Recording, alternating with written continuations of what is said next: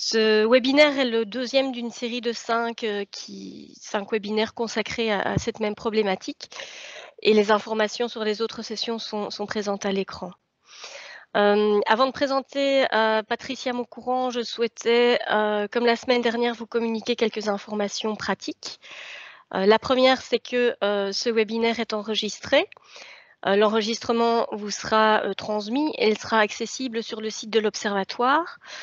Donc nous sommes le 7 décembre 2020. Donc les informations qui vous seront délivrées par Madame Maucourant sont valables à la date du jour. Donc petit avertissement, si vous écoutez ce podcast dans quelques temps, les mesures évoluent évidemment très vite et donc certaines informations ne seront peut-être plus valables. Deuxième information concernant le PowerPoint qui vous sera diffusé, il vous sera envoyé demain en même temps que l'enregistrement. En termes d'organisation, on fonctionne comme la semaine dernière, donc 1 heure d'exposé et 30 minutes de questions-réponses. Je vous remercie de poser vos questions directement dans le chat, dans la messagerie, pendant la présentation de Madame Maucourant. Et Christelle Wautier, qui est juriste à l'Observatoire, sera la modératrice du jour. Elle va compiler vos questions et elle les soumettra à Madame Maucourant en fin de session. Si vous avez un problème avec la messagerie, n'hésitez pas à transmettre vos questions par email à Sylvie Dehaene qui vous a envoyé le lien pour vous connecter aujourd'hui. Et donc pour respecter le timing, nous fonctionnerons uniquement avec des questions écrites. Dernière information pratique, à la suite des 5 webinaires, l'équipe réalisera une brochure qui va synthétiser les principaux conseils concernant la prise en charge d'un dossier d'indépendant en difficulté. Évidemment, vous recevrez cette petite brochure également par email. Bon, il est grand temps que je vous présente l'oratrice du jour, Patricia Maucourant, que je remercie vivement pour son investissement dans la préparation du webinaire. Madame Maucourant, elle est conseillère générale, directeur régional au Centre régional recouvrement Hainaut Sud du SPF Finances. Vous êtes une fidèle, vous avez toujours travaillé au ministère des Finances, 5 ans en taxation en contrôle, pour ensuite vous diriger en recouvrement. Et puis après avoir passé une série d'examens, vous avez été receveur à l'ARCEP de Courcelles pendant 10 ans, puis inspecteur au service juridique pour devenir directeur régional du Centre régional de recouvrement du Hainaut Sud. Vous m'avez confié adorer votre métier, que vous exercez, je cite, avec une équipe formidable. Et vous considérez que votre service est aussi un acteur du développement économique de la région de Charleroi. Madame Maucourant, je vous laisse la parole. Je vous laisse jusqu'à 14 h, je jouerai le maître du temps et je vous remercie déjà. Donc, je remercie mon équipe d'être présente. Aux questions que vous voudrez poser, elles y répondront aussi. Ce sont les personnes qui sont chargées des dossiers.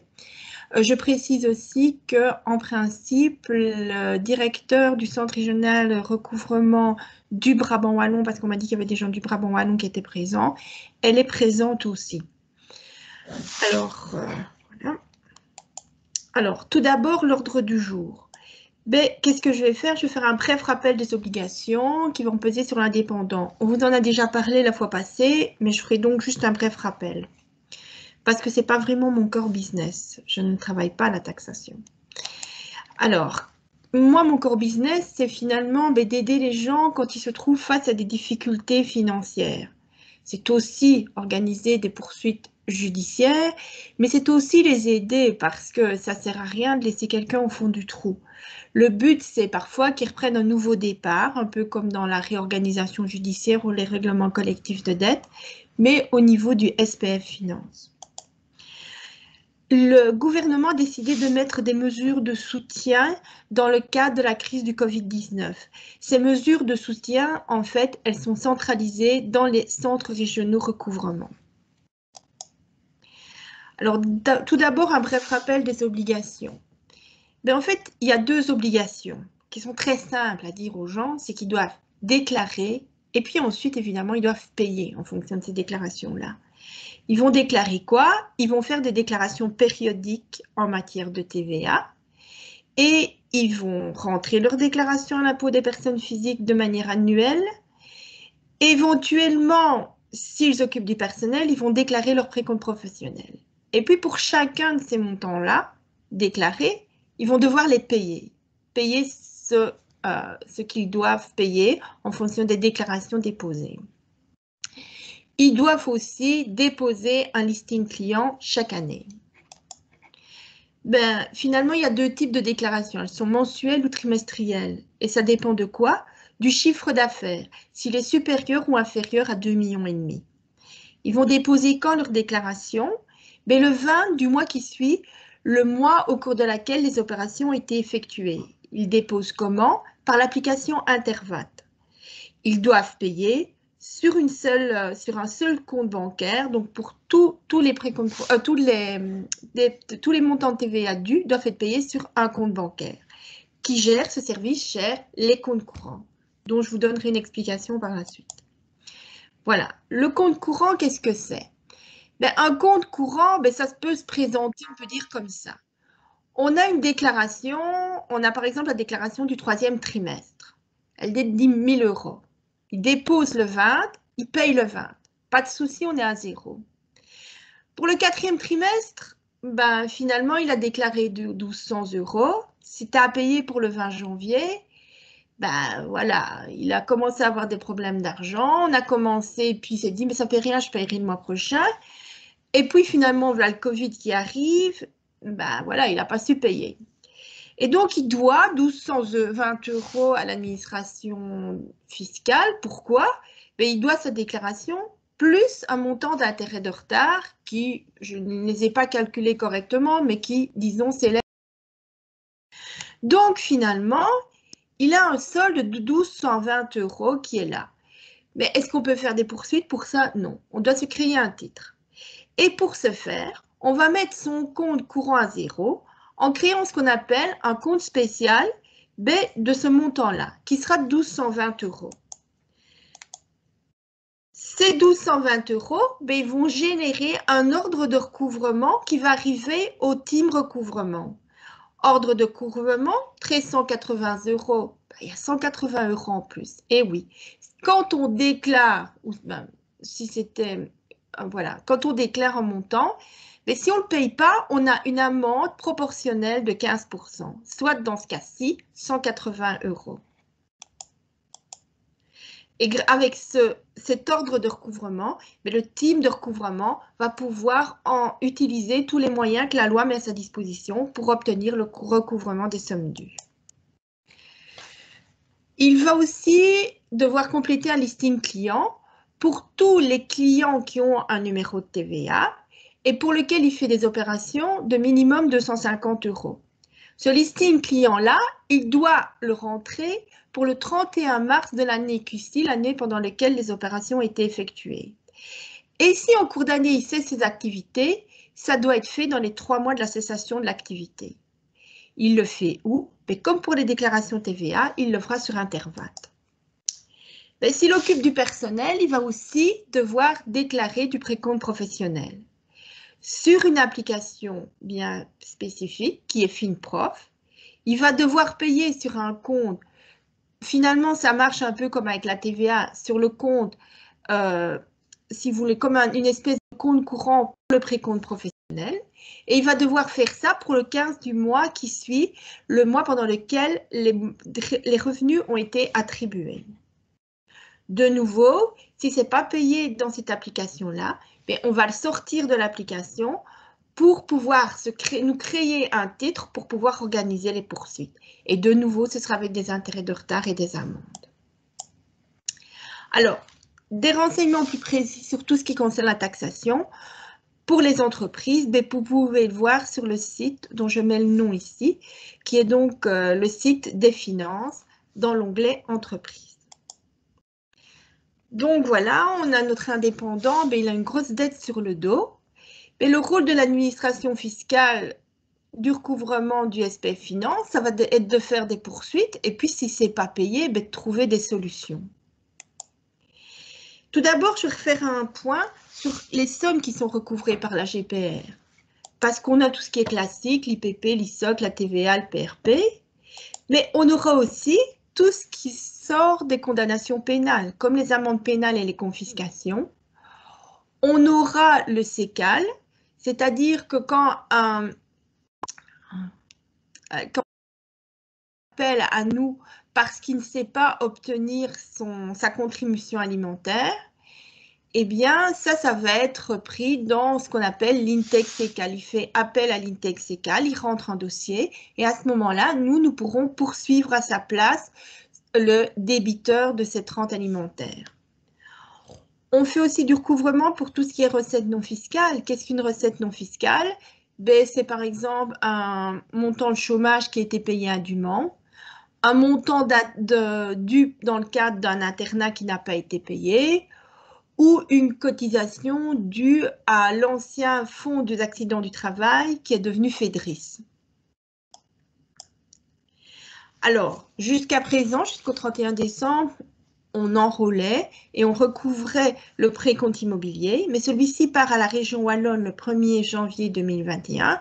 Tout part à la région Wallonne. Ils prendront le nouveau, mais on va leur renvoyer tout ce qui est dossier. Alors, qu'est-ce qu'on va pouvoir faire? Tout d'abord, on peut donner un plan de paiement. On a 3 types de plans de paiement. Les courts termes, les moyens termes et les longs termes. Qu'est-ce qu'il va y avoir comme différence finalement? Il y a le délai qui est différent, les obligations pour l'obtenir qui seront différentes. Parce qu'on va se retrouver, on considère qu'entre un court terme et un moyen terme, on est dans un endettement momentané. On peut trouver une solution facilement. Si on est dans le long terme, là, on est plutôt dans un endettement structurel. Alors, comment on fait pour le demander? Le redevable, il va demander par MyMinFin, par email ou par courrier, voire il pourra aller sur place à l'InfoCenter. Il est évident que pour le moment, c'est fermé, c'est pour ça que moi, je ne l'ai pas repris. Alors, je vous conseille, vous, en tant que mandataire, d'envoyer simplement un mail à l'InfoCenter de Charleroi pour demander un délai. C'est très rapide, dans les 2 jours, en principe, il y a une réponse. Et c'est beaucoup moins lourd qu'un courrier. Aller dans MyMinFin, vous devez aller dans le MyMinFin du redevable, donc c'est quand même beaucoup plus difficile. Alors, on peut obtenir un délai de 4 mois maximum. C'est du court terme, c'est très facile à obtenir. Bon, à la limite, c'est un peu comme notre crédit de caisse à la banque. C'est une simple formalité, on demande pour payer en 4 fois. Ce sera 4 fois à partir du moment où la dette est due, donc à partir de l'échéance de cette dette, mais ça doit être fait avant l'échéance, il ne peut pas y avoir une présence d'une autre dette, et on doit être en ordre de déclaration. Elles doivent être rentrées et payées, tant en matière de TVA que de précompte professionnel. Comment on va faire pour obtenir ça? Attendez, parce que là... Je pense que j'en ai passé une. Oh là là, bon, j'ai un problème avec mon PowerPoint. Oh là là, c'est pas vrai. Attendez, parce que là, voilà. Donc, on fait par MyMinFin, il y a les 4 mois. Puis, on peut avoir un moyen terme de 12 mois. Là, la demande, elle doit être faite. Elle peut être faite après l'échéance. Il y a plusieurs dettes. Alors, pour le 4 mois, on faisait une simple demande, il n'y avait rien à remplir. Et c'était fait automatiquement. Pour le 12 mois, là, c'est un peu comme à la banque. Si vous demandez pour payer en plus longtemps, vous allez avoir plus de formalités à remplir. C'est un peu comme ça chez nous. À ce moment-là, il suffit d'aller sur un site, il y a un formulaire à compléter. Et vous complétez ce formulaire-là et on verra si on peut accorder votre délai de 12 mois.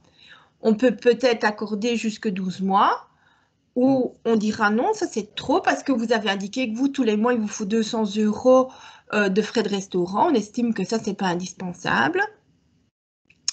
Maintenant, si on se rend compte que finalement, c'est pas possible, vous êtes bien gentil, on nous propose un délai en 12 mois, mais c'est pas possible en fonction des charges qui existent déjà, eh bien à ce moment-là, on va le refuser, ce délai-là. Est-ce qu'il y a une solution? Bien sûr. Parce que là, on n'est plus dans de l'endettement momentané, on est dans de l'endettement structurel. Et pour ça, il y a d'autres solutions. Les d'autres solutions, ça va être le règlement administratif de dette. Alors, je vais vous expliquer comment on fait pour en demander un. Mais que moi, un redevable demande, il fait une demande de délai à l'InfoCenter. qui lui dit bah non, c'est pas possible. Votre délai, bah, on ne peut pas vous le donner en 12 mois. Donc, on lui refuse et on joint un document dans lequel on lui dit écoutez, vous pouvez toujours faire un prêt bancaire, demander un règlement collectif de dette ou un règlement administratif de dette. Alors, notre redevable, bah, il se dit bah, moi, je veux faire une demande de règlement administratif de dette, j'ai des dettes cofinantes, donc je demande là.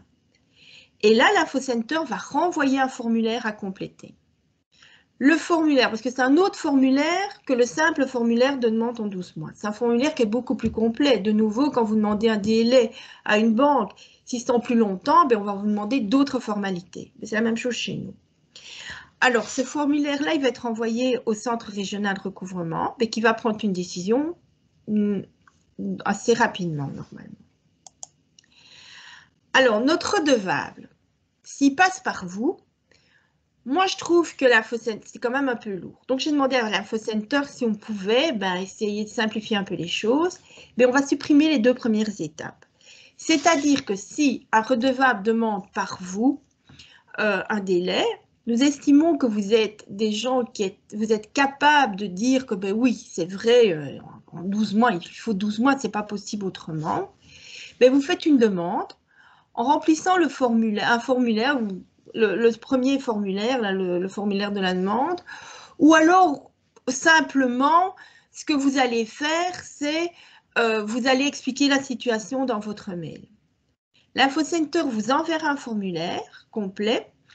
Ce formulaire sera renvoyé au centre régional recouvrement, qui renverra une décision redevable, mais vous enverra une copie aussi. Alors, le formulaire, vous ne le trouvez nulle part. Parce que c'est pour ça, quand on passe par un règlement administratif de dette, il faut avoir fait l'objet d'un refus, parce que ce n'est qu'à partir du moment où une première demande qui a été examinée par l'Infocenter, donc que cette demande a été refusée, notre application va générer un formulaire avec un numéro dessus, et on est obligé de passer par cette étape-là. Donc, un règlement administratif de dette, quand est-ce qu'on va l'utiliser? Quand il y a des dettes vis-à-vis principalement de nous. On ne creuse pas un trou pour nous payer, pour qu'il y ait un trou à côté. C'est un nouveau départ qu'on donne aux gens. Il y a peu de dettes donc privées qui sont à payer. La demande de plan de paiement, elle doit absolument, comme je viens de vous le dire, avoir été refusée par l'Infocenter. Alors, autre chose, les dettes, elles ne vont pas concerner une pension alimentaire. Jusqu'à présent, les pensions alimentaires sont automatiquement exclues du règlement administratif de dette pour des tas de raisons d'implication.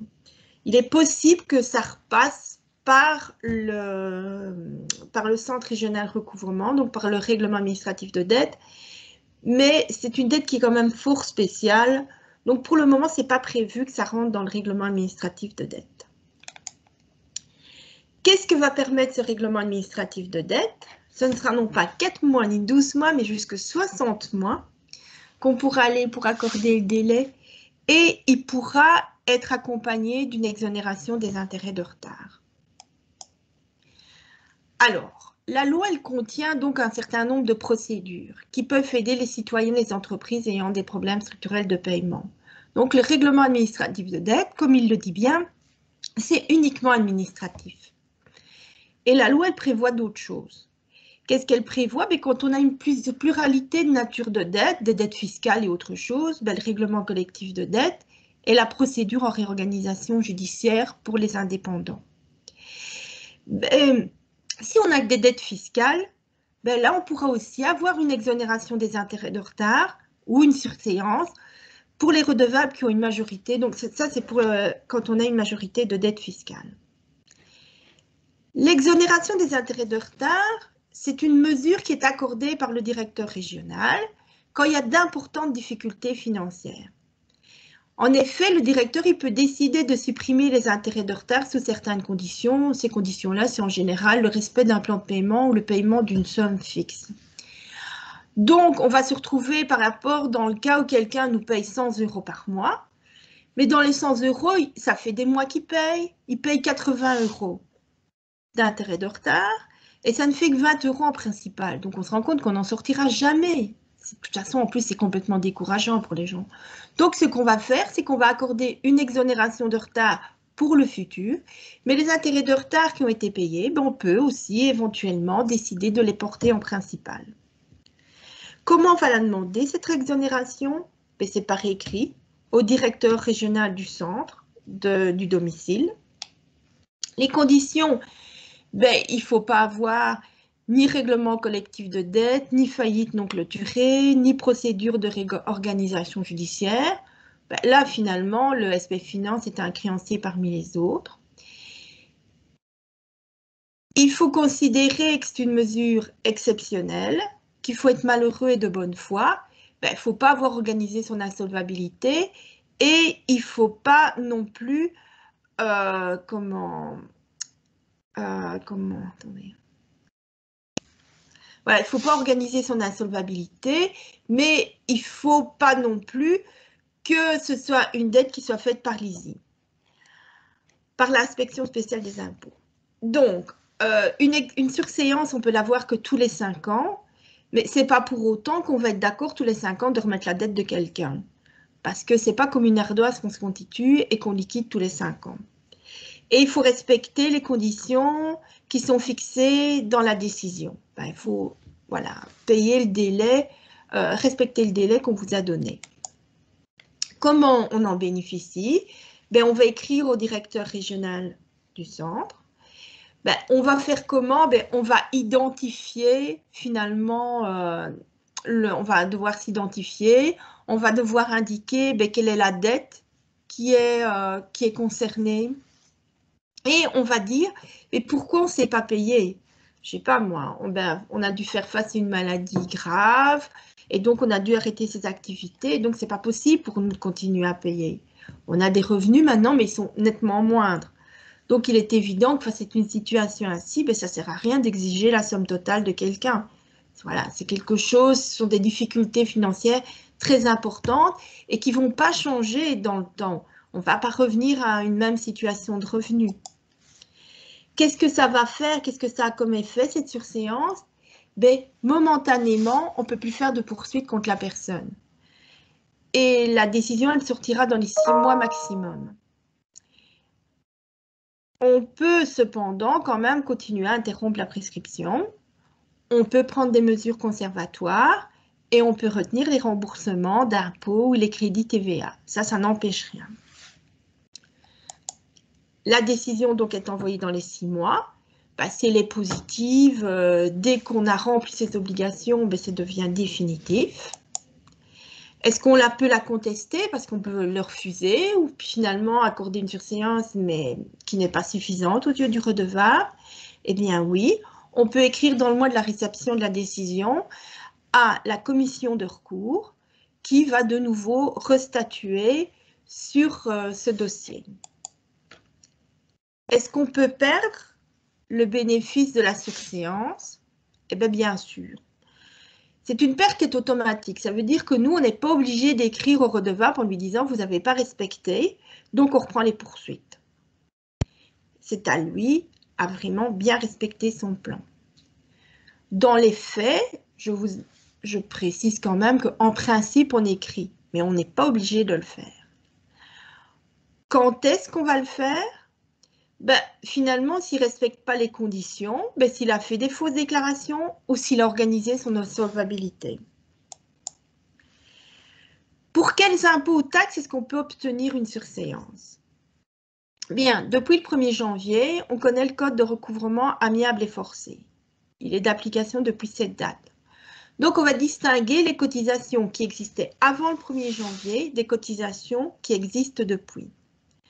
Pourquoi? Parce que là, les cotisations qui existaient avant le 1er janvier, ben, on avait juste comme pour les cotisations pour lesquelles on pouvait accorder une surséance, il y avait juste l'impôt des personnes physiques avec tous ses accessoires et une TVA, mais pour une activité qui était arrêtée. Il ne faut pas que ces impôts soient contestés et il ne faut pas qu'ils soient résultat d'une fraude fiscale. Je ne vais pas remettre une surséance sur une taxation de l'inspection spéciale des impôts. Les cotisations, par contre, qui existent depuis le 1er janvier, ben, on a des cotisations en plus. Donc, avant, on avait l'IPP et la TVA d'une activité arrêtée.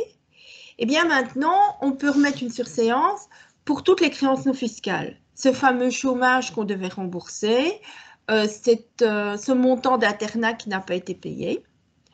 Ça peut être fait pour la TVA d'une activité qui est en cours, mais aussi pour des précomptes, comme le précompte professionnel ou le précompte mobilier.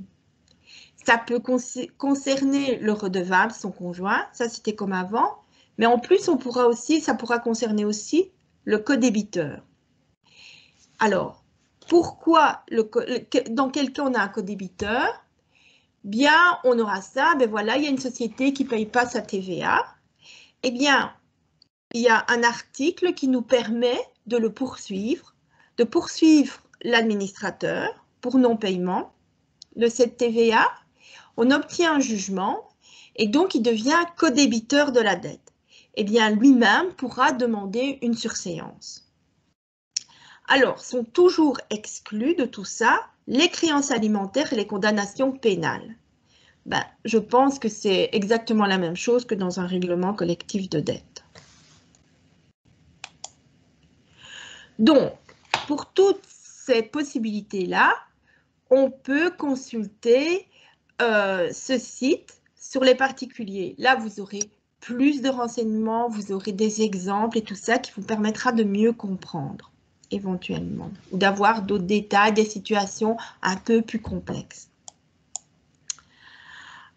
Alors, le gouvernement a décidé d'établir des mesures de soutien dans le cadre du coronavirus.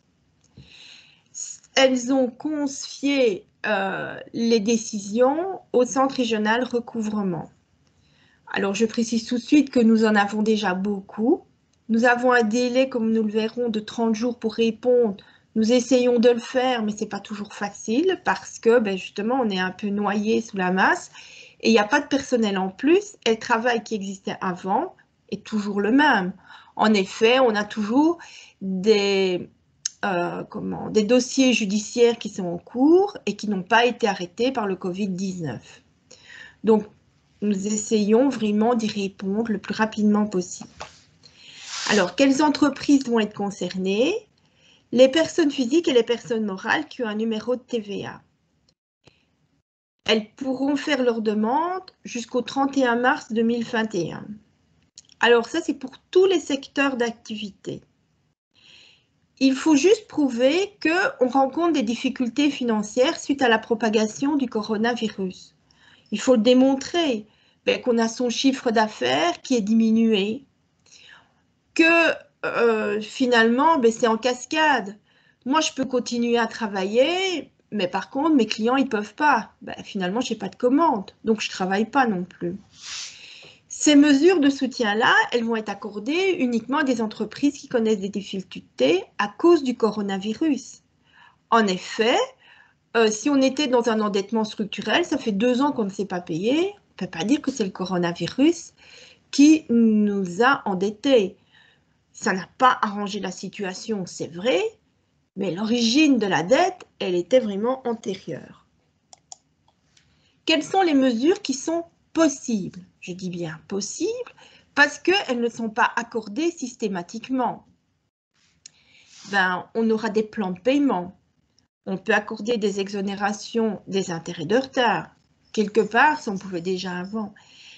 Mais maintenant, en plus, on peut remettre des amendes pour non-paiement.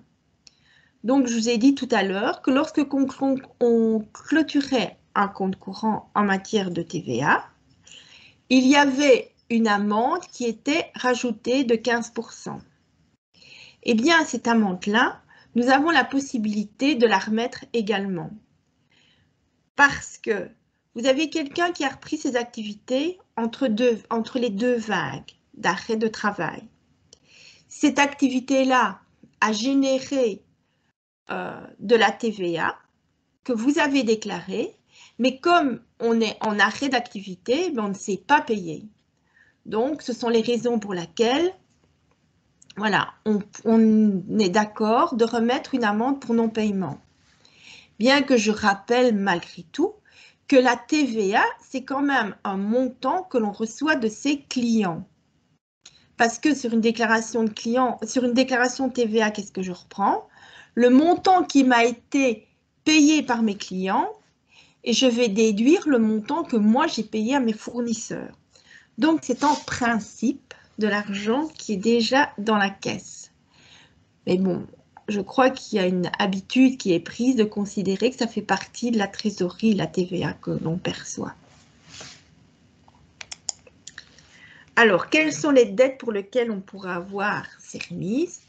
Le précompte professionnel, la TVA, l'impôt des personnes physiques, l'impôt des sociétés, l'impôt des personnes morales. Bien sûr, la remise d'une amende pour non-paiement, ben, ça ne concerne que le précompte professionnel et la TVA. Il n'y a pas d'amende dans les autres cas.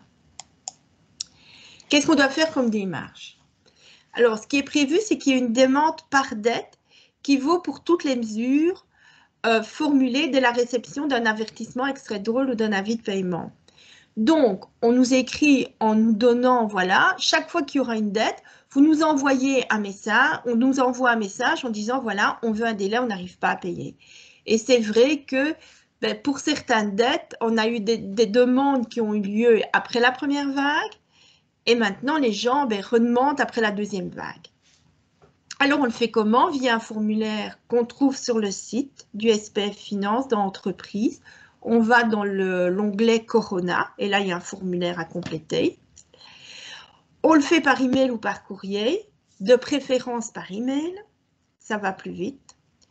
Il y a un seul point de contact qui est le centre régional recouvrement compétent.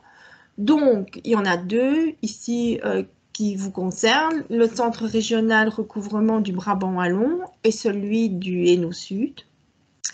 Et donc, comme je vous l'ai dit, on reçoit une réponse dans un délai de 30 jours.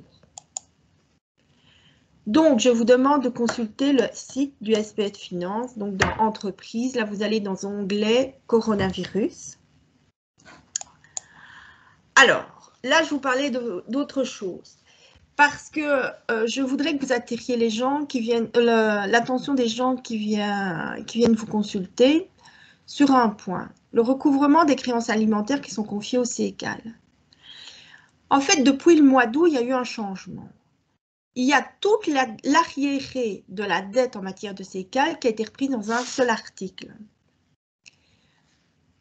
Cette dette, le montant de cette dette, les redevables de rente alimentaire en ont été informés. Et maintenant, ils reçoivent tous les mois, pour plus ou moins le 6 du mois, un avis qui reprend la dette du mois en cours. Ils doivent payer, avec cet avis, ils doivent payer le montant qui est repris sur l'avis en indiquant la communication. C'est très important de payer le montant total de l'avis et avec la communication structurée, afin que ce soit comptabilisé convenablement. Et pourquoi? Parce que quand on a payé 6 fois correctement, 6 fois consécutivement, on pourra bénéficier, si vous voulez, on pourra de nouveau repayer aux créanciers d'aliments, ce qui permettra d'éviter des frais de fonctionnement. Avant d'arrêter de payer au CECAL, il faut absolument que l'Infocenter vous informe que vous pouvez arrêter de payer au CECAL et reprendre les paiements directement aux créanciers d'aliments. Ça permet de gagner les frais de fonctionnement qui sont quand même de 13%.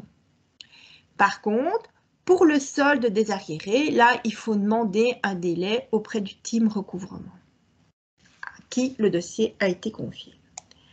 Alors, merci pour votre attention. Je me rends compte que j'ai été très vite. Madame Aucourant, merci beaucoup.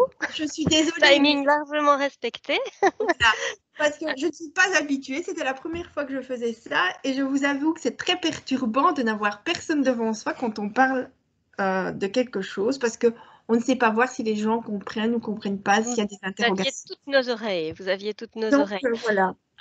Merci. Merci beaucoup. Je peux encore ajouter quelque chose? Bien sûr. Voilà, ce que j'ai proposé à l'Observatoire du crédit, c'est si vous êtes intéressé, c'est d'envoyer vos questions Et alors, on pourrait refaire une petite séance où on répond à toutes ces questions parce que finalement, je pense que les questions, elles vont concerner un petit peu tout le monde. Donc, pour avoir des choses plus précises, des éléments plus précis, ben, peut-être qu'on pourrait organiser ça par la suite, quoi. Voilà. D'accord. Alors, ce que je vous propose ici, donc encore un tout grand merci. Différentes questions ont été posées durant votre présentation. Christelle, qui est notre modératrice du jour. Tu es là, Christelle? Je reviens sur le team, d'accord? D'accord. Je supprime parce que sinon, je vois rien du tout et c'est vraiment quelque chose qui est embêtant. Oui, je Donc vous écoute. voilà, Christelle, qui est là aujourd'hui notre modératrice, a compilé toutes ces questions. J'ai vu qu'il y avait Ouais. déjà des réponses qui avaient été données par certains de vos collègues, donc vous êtes très efficace, hein, merci. Christelle, je te laisse la parole. Tu nous entends bien? Donc, je vais un peu poser les questions dans l'ordre de l'exposé de Madame Moncourant. Si tu Donc, peux juste approcher un tout petit peu plus ton micro, ce serait parfait, et puis je me tais. on m'entend bien là? Parfait, merci Oui. Christelle. Donc, je vais faire un débrief des questions qui ont été posées à Madame Moncourant en fonction des différents thèmes qui ont été abordés selon sa structure. Donc, le premier point des questions concerne la TVA. La première question, c'est les personnes qui ne rendent pas leur déclaration TVA reçoivent une amende de 2 000 € à partir du moment où elles se remettent en ordre. Peuvent-elles demander une exonération de cette amende? Elles peuvent le faire, mais à ce moment-là, elles doivent le demander à la taxation. Nous, on ne peut pas la donner. Mais ça peut se faire dans le cadre de la taxation. Elles doivent expliquer pourquoi. Mais ça, c'est une décision taxation. Mais on peut toujours le faire, bien sûr, en écrivant à la taxation. Donc, elles écrivent au centre PME à ce moment-là, petite et moyenne entreprise. Petites et moyennes entreprises, voilà. La deuxième question, est-ce que la mise en place d'un plan de paiement permet de reporter la création du compte spécial? On ne peut pas accorder de plan de paiement sur le compte courant. D'accord. Donc, au niveau du règlement administratif de dette, existe-t-il une liste des dettes qui peut faire l'objet d'un règlement administratif des dettes? On peut tout demander sauf le CECAL. Oui, c'est ça. Il y a juste les dettes alimentaires pour lesquelles on ne peut pas avoir de règlement administratif de dette, mais tout ce qui est recouvré par l'administration du recouvrement, bien, c'est inclus dans le règlement administratif de dette. D'accord. Et à la limite, s'il y a et normalement, les amendes pénales de plus de 500 €, c'est aussi le team qui accorde le plan de paiement. Mais ce sont des matières un peu spéciales, hein. CECAL et amende pénale, c'est un peu spécial. Mais sinon, on reprend tout le reste. D'accord. Il y a une nouvelle question qui arrive. Quelle est la différence entre le règlement administratif de dette et la surséance indéfinie? Bon, en fait, ce qu'il y a eu, c'est qu'au départ, la loi, elle a créé la surséance indéfinie. Donc là, vous avez vraiment un abattement de la dette qui peut être prévu. Parce que, en fait, un règlement administratif de dette, nous, si on accorde une remise de la dette, en fait, on propose aux gens de le transformer en surséance, quoi. Le règlement administratif de dette, ça a été fait par la suite quand, en fait, les gens devaient demander un délai de plus de 12 mois. Voilà. Mais la surséance indéfinie, et alors, vous ne pouvez pas aller contester un règlement administratif de dette. Vous allez par contre pouvoir aller, la justice s'est organisée, ça, il y a une contestation qui est possible devant la commission de surséance. Donc, en fait, il faut considérer que le règlement administratif de dette, c'est un long délai, en 60 mois. Ça va plus loin quand on demande une surséance, c'est qu'on est vraiment, là, on ne sait même pas la payer, sa dette. Sa dette, on n'arrive vraiment pas à la payer, quoi. Je vous dis, c'est par exemple quelqu'un, allez, je ne sais pas moi, quand il y a eu Caterpillar, il y a des gens qui ont eu un préavis, un montant à payer. Ah, c'était magnifique, sauf que les syndicats ont oublié de leur expliquer qu'ils allaient avoir des impôts là-dessus. Je ne vous dis pas, quand ils ont eu leur montant d'impôts à payer, qui était quand même assez important, et que vous revenez ici, chez nous, en nous disant, moi j'ai juste un chômage, voilà, j'ai 55 ans, mes perspectives de travail, elles sont plutôt nulles. Si le montant est trop important, on se rend bien compte, on ne va pas lui demander de payer pendant 20 ans. Hein. Donc, c'est des cas beaucoup plus spéciaux. C'est beaucoup plus spécial, ce sont des mesures beaucoup plus exceptionnelles, les surséances. Donc, mais par contre, nous, on peut décider, on voit bien que les gens, de toute façon, parce que quelqu'un peut demander un RAD et être dans la situation que je viens de vous expliquer maintenant, mais nous, on va lui proposer de le transformer en surséance indéfinie. Donc, vous voyez, c'est un peu différent. Et en fait, l'exonération des intérêts de retard et la surséance, ça s'est organisé par la loi. C'était avant. Ça existait avant. Et maintenant, si vous voulez, il y a un nouveau traitement des plans de paiement et on a instauré le règlement administratif de dette, qui est plus léger que la surséance, l'exonération. Parce que l'exonération, on peut aussi, si on n'est pas d'accord avec la décision, aller devant le tribunal de première instance. La seule chose, c'est que le juge pourra décider que les motifs ne sont pas suffisants, mais par contre, il ne pourra pas donner une exonération des intérêts de retard. Donc, nous, on devra remotiver notre décision.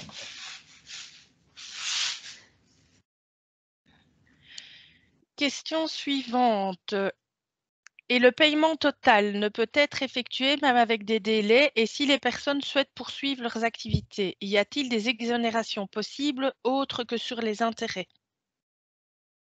Attendez, je ne comprends pas bien. Donc, c'est quelqu'un qui veut poursuivre ses activités. Donc, c'est au niveau du RAD. Donc, s'il y a paiement total qui est effectué même avec des délais, est-ce que les personnes qui souhaitent poursuivre leur activité ont droit à d'autres exonérations que ceux accordés sur les intérêts? Non, en fait, si ce sont des dettes qui naissent, qui sont nées à partir du 1er janvier, maintenant, on peut faire une remise partielle de la TVA. Mais si c'était des dettes qui étaient avant, on peut pas. Si c'était une TVA d'avant, je ne peux pas remettre la dette. Je pourrais remettre une partie de l'impôt des personnes physiques, mais je ne pourrais pas remettre la dette. Mais de nouveau, pour la surséance, il faut quand même se dire que si c'est quelqu'un qui finalement a une mauvaise comptabilité, finalement fait plus de dépenses que de revenus, vous voyez, il faut quand même qu'il y ait de bonnes raisons pour obtenir ça. Parce qu'on ne va pas laisser continuer une activité qui, de toute façon, est déficitaire en remettant chaque fois la TVA et en accordant des remises d'impôts. Moi, finalement, quand je remets la TVA, c'est comme si je lui accordais une prime. Il y a une espèce de... Allez, au niveau de la concurrence, c'est complètement déloyal, ça. Tout le monde connaît les mêmes difficultés. Et donc, on ne va pas, si vous voulez, réparer le fait que quelqu'un, son activité, de toute façon, ce n'est pas une activité qui est intéressante à faire. Ça ne rapporte rien, son activité. Il faut quand même bien mettre les choses au point. Parce qu'ici, moi, je me retrouve face à des indépendants. Quelqu'un qui a une activité qui, de toute façon, sera toujours déficitaire, ce n'est pas une solution pour remettre quoi que ce soit. Sa solution, c'est qu'il change d'activité. Concernant la... Oui. Je vous laisse terminer. Non, c'est parce que je vois que peut-on faire 2 RAD consécutifs, par exemple pour 2 IPP différents? Oui, bien sûr, mais de nouveau, on va pas... Voilà, vous aurez 2 longs délais, mais le problème, c'est ça aussi. Si vous voulez, si moi je donne... Allez, on va donner un RAD dans quelqu'un, voilà, qui est malade, il a été en maladie pendant 6 mois, je vais lui donner un plan de paiement en 3 ans, par exemple. Ça peut être OK, mais je ne peux pas donner des plans de paiement en 3 ans pour chaque IPP. Vous voyez, il y a parfois des solutions qu'il faut trouver. On a parfois des gens qui ont des activités complémentaires. Mais cette activité complémentaire-là génère un impôt très important. Donc, des gens leur disent, demandez qu'on vous retienne plus de précompte professionnel. Si c'est en tant qu'indépendant, on leur demande de faire des versements anticipés. Vous voyez, on peut solutionner à un moment donné, je vous dis, l'optique reste quand même le nouveau départ. Donc, si 2 RAD consécutifs, c'est OK, mais si c'est pour un nouveau départ, alors on est parti tout le temps de donner des plans de 3 ans, mais ça n'a plus de sens, quoi, parce que les gens n'arrivent pas à cumuler leurs dettes. Je ne sais pas si je me fais bien comprendre à ce niveau-là, mais il faut se rendre compte que c'est une dette qui d'office arrive tous les ans. Donc, c'est pour ça aussi qu'on fait des distinctions. Si vous la payez en plus de 12 mois, comme on a un impôt annuel, vous le payez en plus de 12 mois, l'année suivante, est-ce que vous aurez payé cet impôt-là plus l'arriéré. Le principe, c'est que normalement, le nouvel impôt, on doit le payer dans l'année. Hein. Donc, demander 2 RAD de façon consécutive, bon, c'est OK. Mais alors, il faut vraiment des raisons spéciales. C'est pour ça, c'est important de motiver quand on demande un RAD. Parce que je vous dis, on ne peut pas considérer qu'on met la note d'impôt comme un peu une note de café. On va dans un café, on dit, vous le mettez sur mon ardoise. C'est pas possible, ça. Donc, il faut que les gens revoient leur situation. Parce que vous avez, allez, je ne vais pas m'insérer dans, les gens décident de ce qu'ils veulent faire, mais quand on voit que quelqu'un a, par exemple, 1 200 € de loyer et qu'il en gagne, je ne sais pas, moi, 1 800, il y a peut-être des choses à revoir, quoi. Alors, bon, ça, ce sont des choses qu'on voit, par exemple, en commission de surséance. Alors, les gens nous disent, mais moi, je ne vais quand même pas déménager, ça fait, j'ai toujours vécu là, OK. Mais il faut savoir vivre aussi en fonction de ses moyens. Ce n'est pas une obligation de vivre à un endroit. Parce qu'alors, pour tous les autres Belges qui payent leurs impôts, il n'y a pas d'égalité. Il faut quand même qu'il y ait une certaine équité dans l'histoire. Même si on examine fort ça d'un côté social. On est très social chez nous, en tout cas, et au sud. Mais il faut quand même rester un peu logique, quoi. Oui. Alors, au niveau de la surséance indéfinie, ne faut-il pas que la dette fiscale soit l'unique dette? Exemple, si une personne a plusieurs dettes auprès de ses fournisseurs. Eh bien oui, c'est ce que j'ai dit. On va faire une distinction. Une surséance, j'ai dit, c'est quand il y avait des dettes principalement au niveau du SPF Finance. Mais si un indépendant a des dettes auprès de son fournisseur, bon, en général, il en a aux lois sociales, c'est un peu lié. Eh bien, et à la banque, à ce moment-là, il faut qu'il demande une réorganisation judiciaire. Alors là, contrairement à Madame Drélan, moi, je trouve que ça peut être une solution. Il y a quand même des sociétés qui redémarrent comme ça. La seule chose qu'il faut se dire, c'est qu'une réorganisation judiciaire, il ne faut pas le demander qu'on est vraiment au fond du trou et qu'on est complètement enterré. Dès qu'on voit qu'il y a des problèmes, il faut essayer de s'adresser à quelqu'un et de se dire, est-ce que je ne ferai pas une réorganisation judiciaire pour supprimer une partie de ma dette? Et comme je vous le dis, il faut considérer que ce sont des nouveaux départs. Ça, c'est important pour moi, ça, le mot nouveau départ. Seconde question sur la surséance indéfinie. Quid d'une demande de surséance si d'autres dettes, mais qu'il n'est pas forcément nécessaire d'aller en RCD? Y aura-t-il d'office un refus? Non, mais pourquoi est-ce que ce n'est pas nécessaire d'aller en RCD? Si c'est parce que les dettes sont faibles, bien sûr qu'on peut accorder une surséance.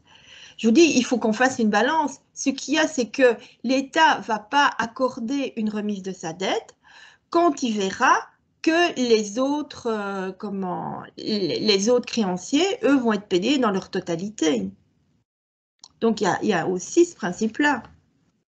Moi, je vais pas, si vous voulez, je ne vais pas faire une remise de ma dette alors qu'on va payer tout le NSS, parce que ça s'adresse quand même à des caisses différentes. Il ne faut quand même pas oublier que les impôts, mais ça sert à faire fonctionner la société et que tout le monde profite de ce fonctionnement de la société. Si on remet une dette et que d'un autre côté, on bénéficie d'un subside, il faut qu'il y ait quelqu'un qui bénéficie, qui paye ce subside-là. Et le paiement des impôts, ça fait partie du paiement des subsides. Je parle en général, mais je veux dire qu'il faut quand même que les gens se disent ça. Alors, qu'en est-il d'une surséance envoyée par courrier simple à la place du recommandé? Est-ce que la demande sera refusée? Je m'adresse là à ma collègue des surséances. Écoutez, c'est prévu qu'on le fasse en recommandé.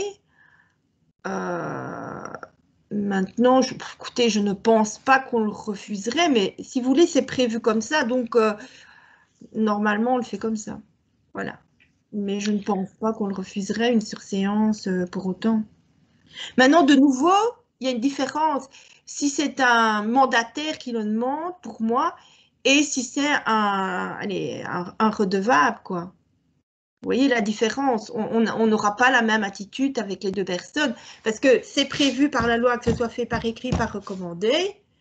Maintenant, si voilà, il y a un avocat qui nous écrit ou un CPS qui nous écrit en disant voilà, on va quand même prendre sa demande en considération. Donc, toujours concernant la surséance indéfinie, est-ce quand même valable si la personne introduit le RCD après? Exemple, au 1er janvier 2021, la personne fait une demande de surséance et au 1er juin 2021, la personne introduit une requête en RCD. Mais à ce moment-là, si vous voulez, c'est plus valable parce que ma dette, elle va rentrer dans sa totalité dans le règlement collectif de dette. Si elle n'est pas, si vous voulez, si les conditions n'ont pas été remplies, mais comme les conditions ne sont pas remplies, ma dette, elle repart, elle reste dans l'état, dans sa globalité. Et à ce moment-là, je reprendrai ma dette totale qui reste dans le règlement collectif de dette. D'accord. Les mesures Covid maintenant. Une personne qui avait un plan TVA accordé avant le Covid et qui a été respecté, mais ne sait plus le faire suite au deuxième confinement. Comment peut-elle faire pour obtenir un report des échéances? Elle demande simplement au team. Une simple demande au team en justifiant que ses activités sont arrêtées à cause à cause de l'arrêt de son activité. Ça, c'est tout simple. Ça, c'est prévu. Je pense qu'en grosse partie, vos collègues ont répondu en même temps aux questions qui étaient posées. Je ne sais pas si d'autres personnes ont des questions. Ah oui, je vois qu'il y a une dame qui vient d'envoyer une simple remarque. À l'heure actuelle et pour certains secteurs, il est particulièrement complexe de déterminer la viabilité d'une activité et donc de voir si l'endettement ne deviendra pas structurel. Et donc parfois compliqué de faire une balance entre poursuite d'une activité et ses conséquences fiscales ou la réorientation professionnelle en mettant un terme à l'activité. Oui, mais si vous voulez, ce qu'il y a, c'est que il est évident que moi, je réponds en général, mais avec ce coronavirus, évidemment qu'il y a des choses qui vont changer. Pour le moment, par exemple, les coiffeurs, on ne va pas les poursuivre, même s'ils ont des dettes d'avant Corona. On a arrêté, on ne va pas demander à quelqu'un de payer s'il n'a pas d'argent. Moi, je vais pas aller, on ne va pas aller faire 10 000 € de frais pour le rajouter sur sa note, alors que de toute façon, on sait qu'il ne s'est pas payé. Donc, si vous voulez, avec le corona, il y a quand même des choses qui sont suspendues. Ou voilà, maintenant, si on décide de vendre une maison, voilà, il n'est pas question qu'on suspende notre dette. On va dire au notaire, attention, nous aussi, on a une dette chez nous, il faut nous payer nous.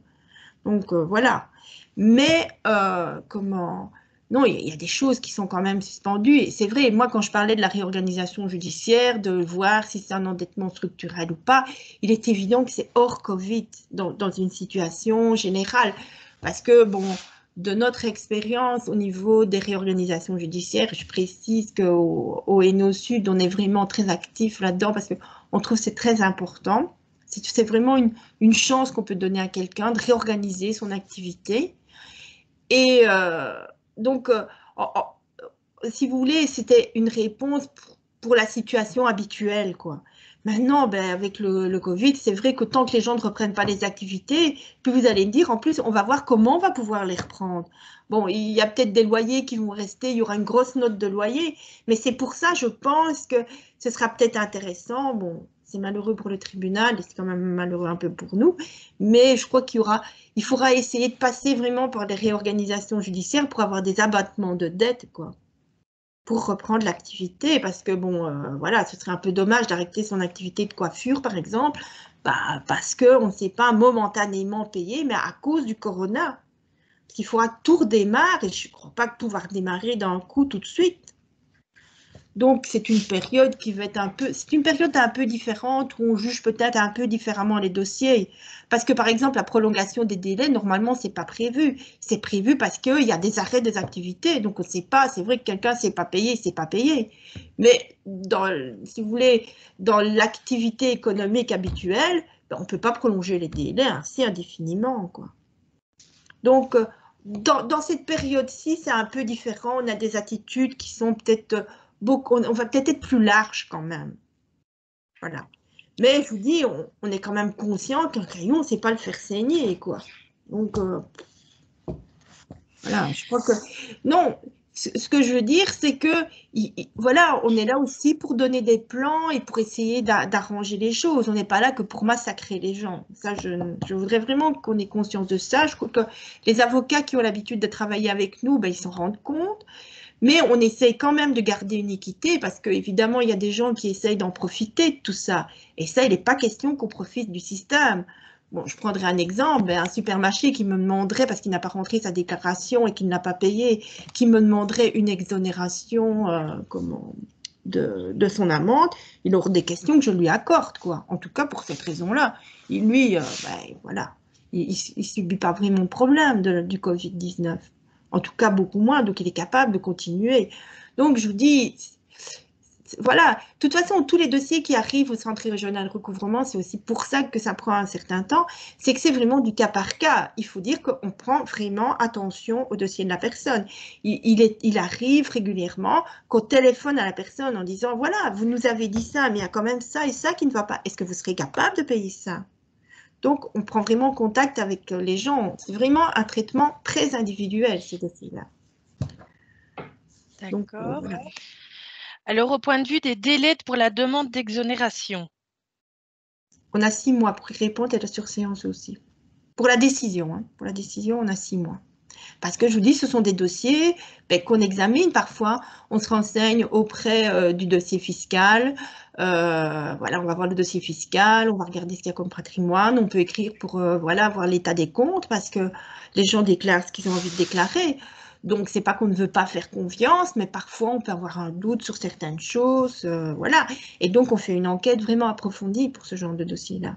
Ce dossier-là aussi, il est envoyé pour avis au team recouvrement, parce que le team recouvrement connaît ses redevables.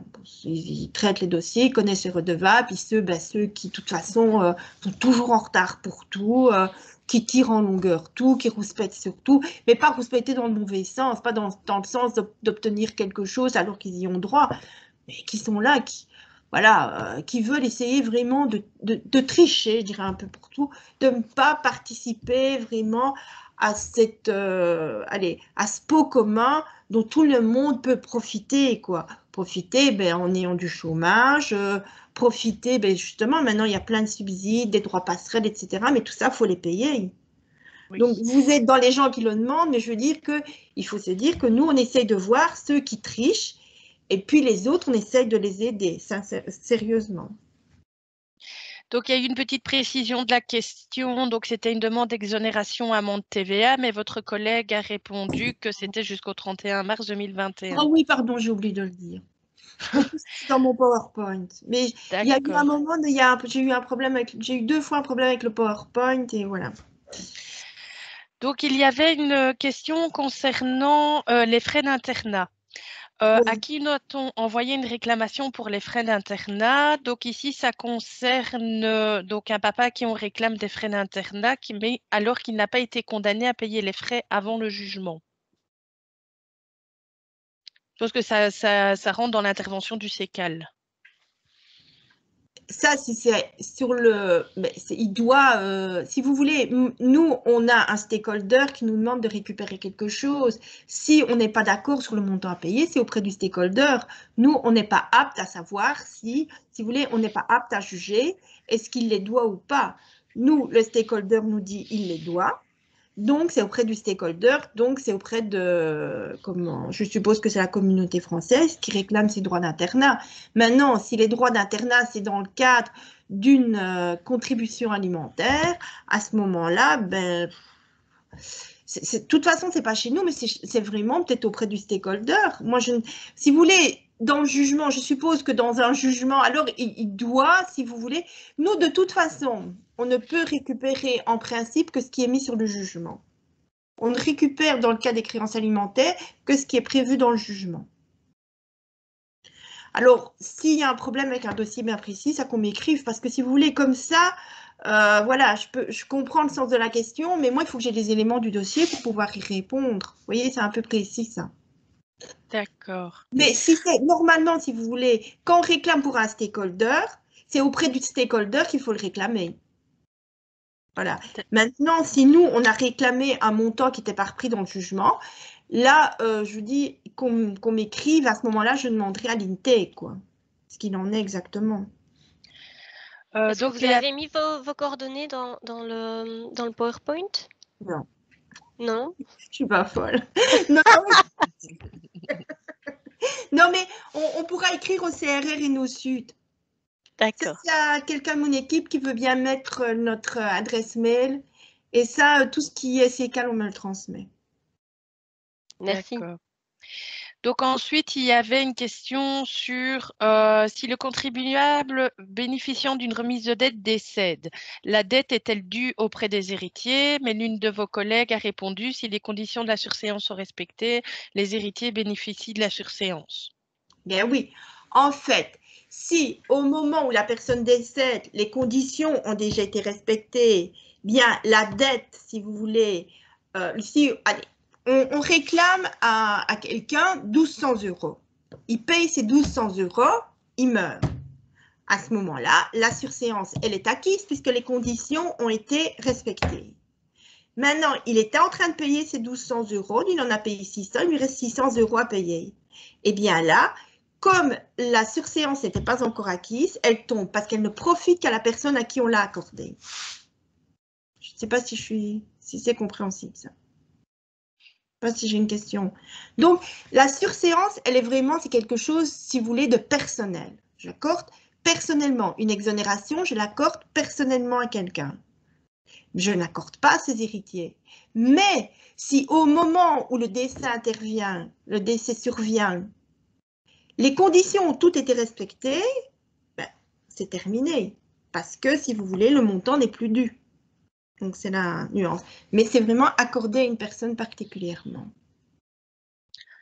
Voilà, je pense avoir fait le topo de toutes les questions qui avaient été posées. Oui, parfait. Merci, Christelle. Merci pour vos questions. Je ne sais pas, on est large au niveau temps, donc à vos claviers s'il vous reste quelques questions. Ça n'a pas été si vite, hein, mais j'avais tellement peur de ne pas arriver que... Non, mais vous avez été clair et vu le nombre de questions, c'est que les informations étaient suffisantes. Maintenant, si vous voulez, ce que je propose, c'est qu'on lise le PowerPoint calmement. Et qu'à ce moment-là, on envoie les questions au CRR InnoSud. Je les rassemblerai et puis je ferai, si vous voulez, je regarderai si je ne fais pas une espèce de question-réponse de fac, quoi. De fac, ok. Je ne vais pas répondre à tout le monde personnellement parce que si j'ai des fois la même réponse, vous voyez, ça risque d'être long. Mais comme ça, je ferai une espèce de fac et on regarderait, je ne sais pas, moi, si chez vous, on sait mettre un fac à nous ou pas. Oui, mais sinon, on peut la transmettre aussi à tous les participants, hein, c'est pas un problème, voilà. on peut la diffuser. Et une fois que ce serait fait, ben, peut-être au moment quand on ferait le fameux petit fascicule, là, on pourrait joindre une espèce de fac, ça, je viens de faire. Il y a une petite question pour préciser sur la surséance pour les héritiers. Donc, les héritiers doivent refuser la succession pour éviter de devoir payer le solde et si la succession est négative. Oui.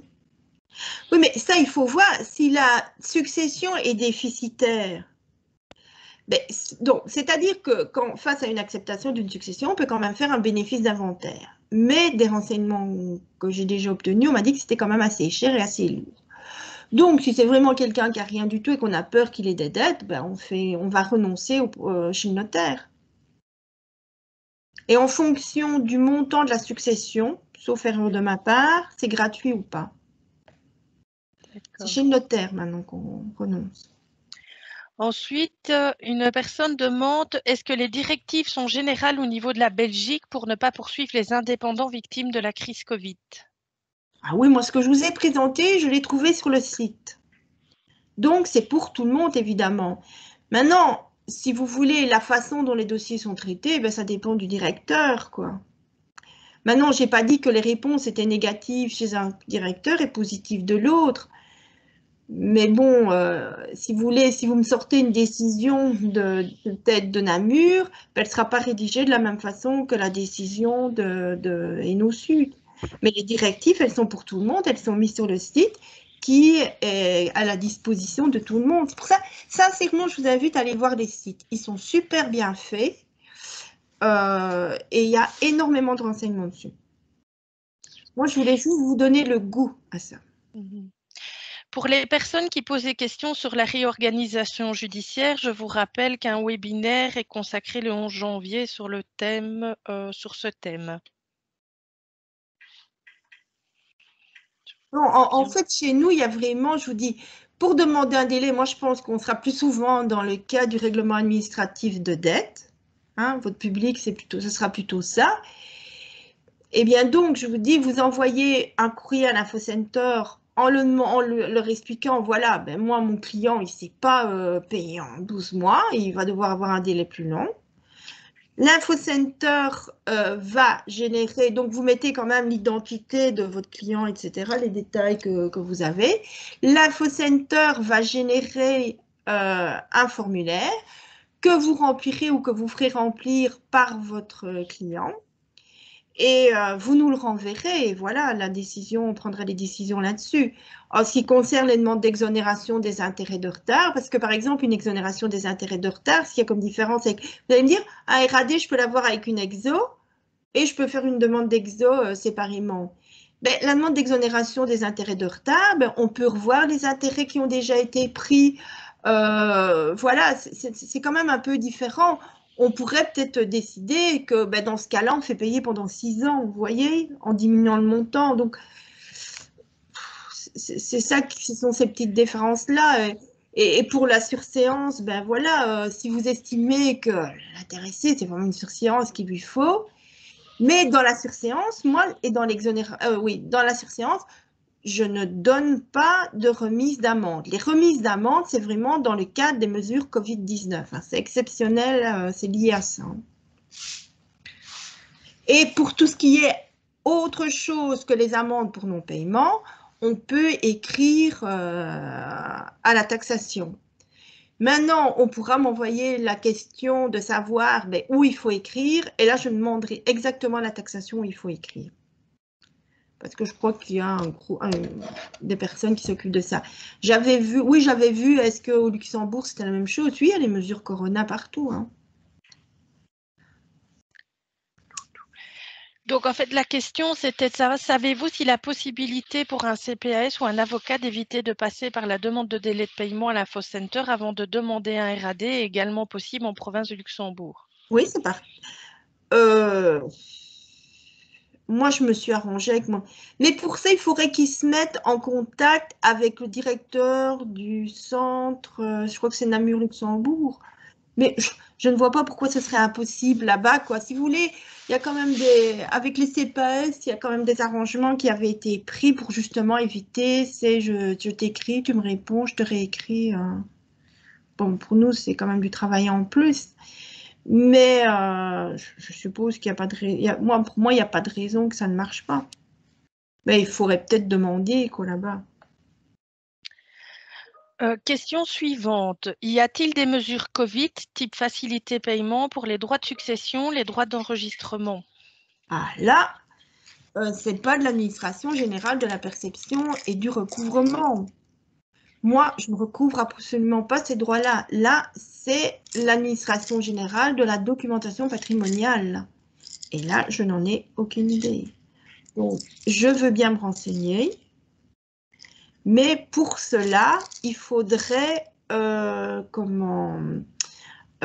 poser la question. Maintenant, de nouveau, je vous renvoie au site. Il y a les sites du SPF Finance qui parlent des entreprises, qui parlent des particuliers et qui parlent des mesures Corona. Donc, peut-être que là, vous trouverez déjà une réponse. Donc, ou simplement pour les mesures Corona, vous tapez mesures Corona, SPF Finance et vous êtes directement sur la page. D'accord. Ça, c'est... Et je vous assure que c'est vraiment bien fait. Je ne me dirai pas autrement. Je pense que toutes les questions, la liste des questions arrive à terme. Très bien. Bon, eh bien, merci à Madame Maucourant, merci à vos collègues aussi, avec toutes les réponses qui sont parvenues dans le chat. Merci Christelle aussi. Et merci à tous d'avoir participé à ce webinaire. Comme déjà indiqué, donc le PowerPoint et l'enregistrement vous seront transmis. Et on se retrouve lundi prochain avec Sophie Roland de la Caisse nationale auxiliaire sur la question des dettes de cotisation sociale des indépendants. En tout cas, on se réjouit de vous y retrouver. Il est possible de vous y inscrire via notre site internet. Donc voilà, je vous souhaite une belle après-midi et prenez bien soin de vous.